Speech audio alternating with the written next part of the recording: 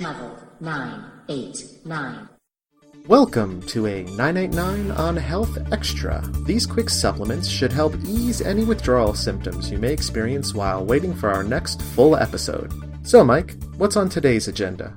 Today we're going to do an off-the-cuff chat about a quick topic. Warning, we have not spent the hours and hours of research that most episodes require. This is just two dudes talking. Good afternoon, Mr. Brandon. And good afternoon to you, Mr. Mike. There's an article over at CNN.com telling us that Vermont is the first state to pass legislation to allow importing drugs from Canada, with the goal that the drugs would be cheaper.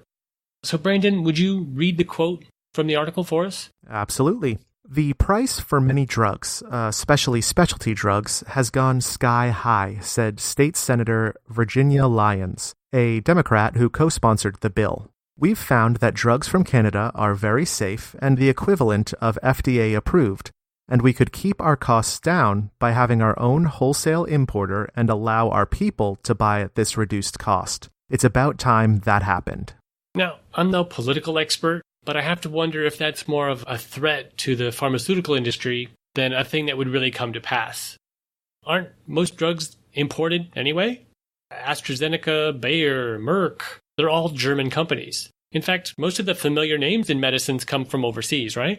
That is absolutely correct. Most of the time, at least theoretically, these pharmaceutical producers have been checked and tested, and there's a number of legal requirements for them to produce these drugs. But in essence, you're absolutely right. A number of the biggest pharmaceutical producers are actually based out of, well, not the U.S., so a number of the medicines that we're receiving are still coming from overseas factories. Now, even if something like this came to pass, I can't see the big U.S. pharmaceutical companies standing for it.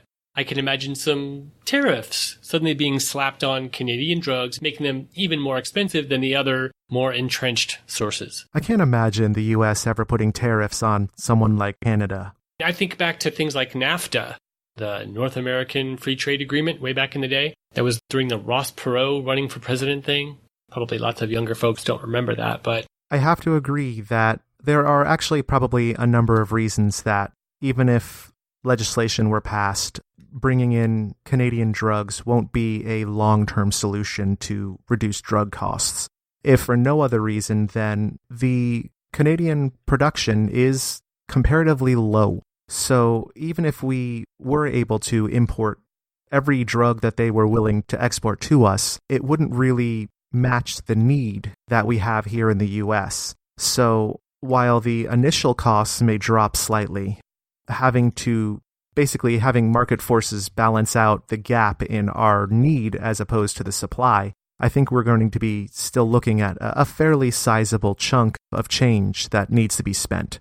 The article mentions this as an initial step, but it won't actually be happening anytime soon. And if drugs were imported from Canada into Vermont, it would be illegal to sell them to other states, which I can see being tricky to enforce, especially since among the U.S. citizens living on the border with Canada right now, they're frequently crossing the border to get any number of items from coffee crisp to maple syrup to pharmaceuticals. And again, we end up having to ask ourselves, how much are they going to be able to supply? Would it be a concern that they're going to be some cross-state selling of these drugs, or would the supply be enough to keep the costs down in, say, Vermont, but not be able to significantly reduce these prices in the surrounding states? And honestly, I don't know. And I have to assume that we're going to have some aspect of concern regardless.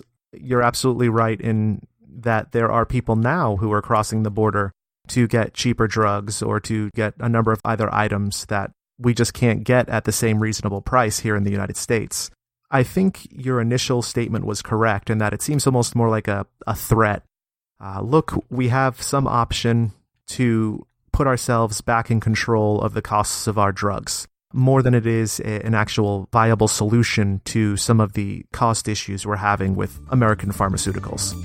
That's all for now. You can find links to read more about today's topics at level989.com. Why not take a moment to rate or review us in iTunes, or give us a mention on social media? We can't help everyone if they don't know we exist. Don't rely on us as an alternative to medical advice from a professional healthcare provider. For the full disclaimer, please see our website. Thanks for listening, and now, go health yourself.